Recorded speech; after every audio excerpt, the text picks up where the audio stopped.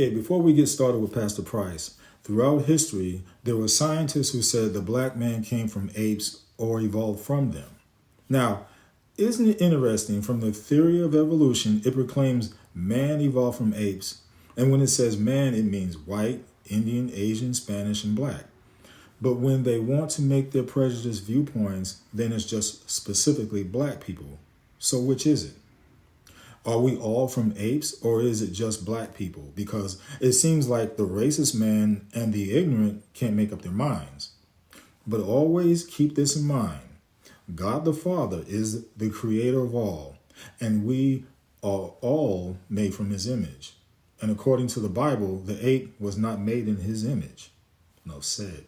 Okay, watch this now.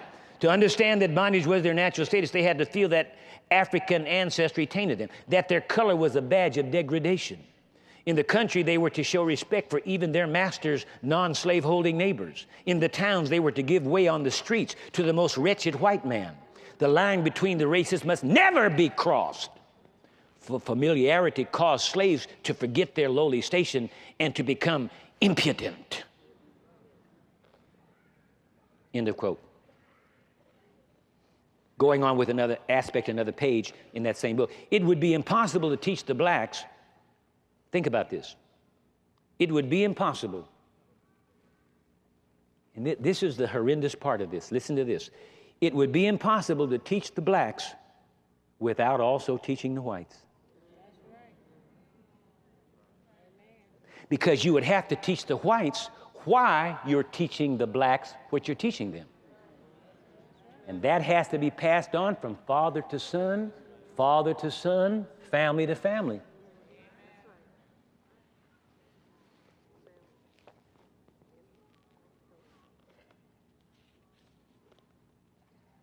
On page 148, Professor Stamp points out this fact, and I quote, "Here then was the way to produce the perfect slave.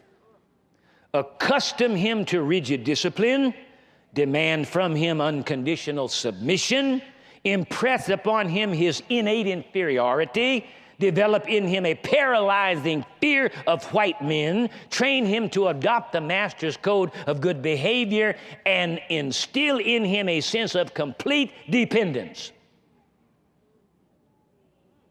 And they did the math. I award them a PhD. What's the best one? Summa, magna, magna cum laude, summa. What's the highest one? Magna. Is a magna the highest one? I give them magna. I give them the laudes. How about that? They did a masterful job. They worked the game on us. You know it's the truth. It's pitiful. Many of us, we won't even accept anything from another black man until the white man has given his approval.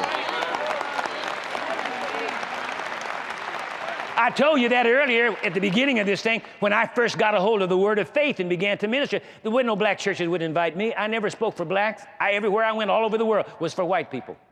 The blacks never invited me. They treated me like I had the plague.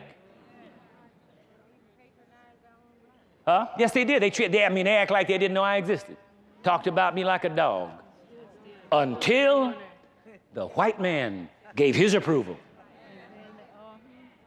Once the white man approved me, then a few blacks started listening. That's because of the way we have been trained, see? We have no confidence in ourselves. And we need to. We're somebody. Now, watch it now, listen. When I say things like that, I'm not trying to build us up over anybody else. I'm simply trying to get us up to think about ourselves like everybody else thinks about themselves. That's all. In my mind, nobody's any better than anybody else. I told you before, everybody's poo-poo stinks.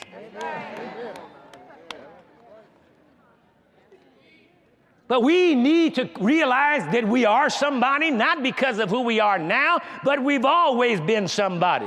Listen, like that philosopher, whoever that Hume guy was,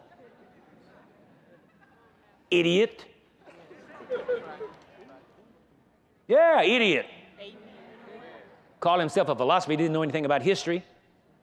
The greatest building project that was ever instituted on planet Earth, ain't nobody else built nothing like it since that day, was the Tower of Babel.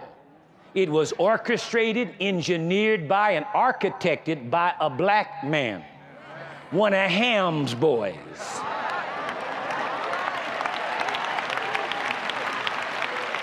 Watch this. In fact, it was such an enormous, stupendous project that God Almighty Himself said, I got to go down and check this out. Because if I let these people alone, they're going to build a tower that reaches into heaven. That's ignorant people that don't have no arts and sciences. You need to know that about yourself. Nimrod was a black man. They didn't tell you that in school. They make you think all we did was go walk around in the jungle. Greatest building project engineered ever in the history of the human race. God Himself had to come down and say, listen, if we let these people alone, there is nothing that will be restrained from them. That don't sound like no ape to me. You need to feel good about yourself. Not better than someone else, but just feel good about you for once in your life.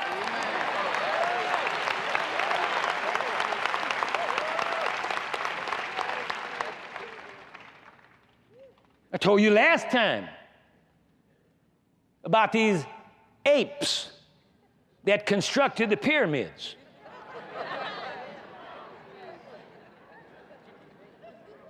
They don't know to this day. I mean, watch this, we shoot rockets to the moon. We shoot probes that are still out there traveling to their destinations to the far reaches of our solar system. We can fly airplanes that can fly faster than a bullet out of a gun. And they haven't yet figured out how them black apes built those pyramids and got the stones. They don't have no equipment to take the stones today. The kind of stone, they don't know how they got those stones up to the top of those pyramids. And not only that, talking about we don't have any science or art, those pyramids today, if you check them out, are mathematically constructed beyond the comprehension of the present day mind. Those things are astronomically set on the ground that target the stars in the heaven, and they did not have any Mount Palomar observatory telescope, neither did they have satellites traveling around the earth with telescopes on them, but them black folk built those pyramids in line with the stars. Feel good about yourself. You somebody.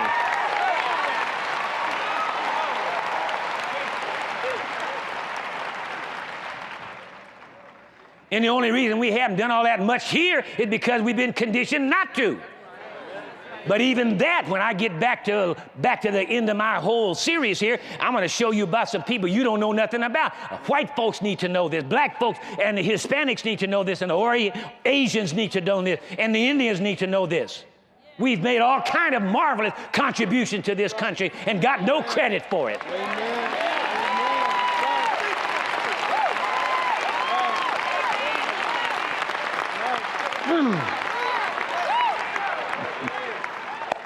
See, now get it, hear me well.